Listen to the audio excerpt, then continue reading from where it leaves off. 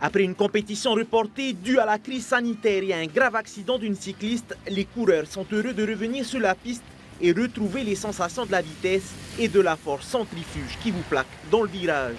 On attend ça depuis plusieurs semaines, donc ça se voit à mon sourire, je pense. Rien que le fait d'accrocher un dossard, c'est hyper plaisant. La petite adrénaline de la course et la préparation d'avant-course, ça nous avait manqué. Ouais. Ah, surtout la sensation justement d'opposition avec quelqu'un, de frotter un peu les coudes et tout. Donc ouais, un bon retour.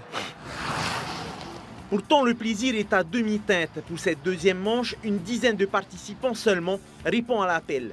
Les coureurs, ils n'aiment pas trop la piste, pourquoi, j'en sais rien. Mais c'est pourtant une belle école, la piste. C'est par là que commencent tous les champions. Comme je l'ai déjà dit depuis plusieurs années, les champions, ils sortent de la piste. Voilà. Mais c'est comme ça. Ici, ça ne mord pas. L'Omnium regroupe plusieurs épreuves étalées sur 5 manches dans la saison. Et ici, les coureurs s'affrontent dans des épreuves de vitesse et d'endurance.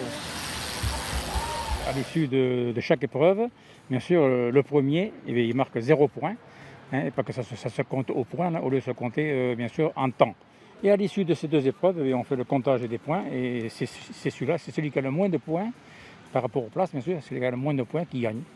Voilà. Et nous allons faire ça pendant, en principe, 5 épreuves jusqu'à la fin de l'année, puisque nous pouvons faire que ça pour le moment, rouler sur la piste. La finale du 200 mètres vitesse se joue entre Jason Chanfon en maillot bleu du Riding Team Tahiti et Kahiri Handler de Tamari Punarou. La finale se dispute sur 2 manches gagnantes et à ce jeu-là, Kahiri confirme son statut de champion.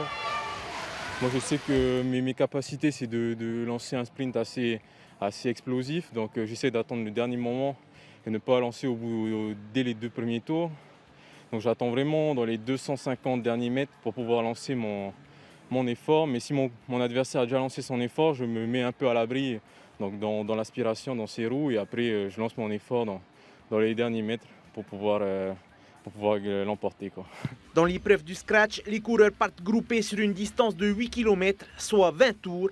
Eddie Leroux s'impose en 12 minutes et 9 secondes. La prochaine manche est prévue dans 2 semaines avec les épreuves de la poursuite en individuel et la course au point.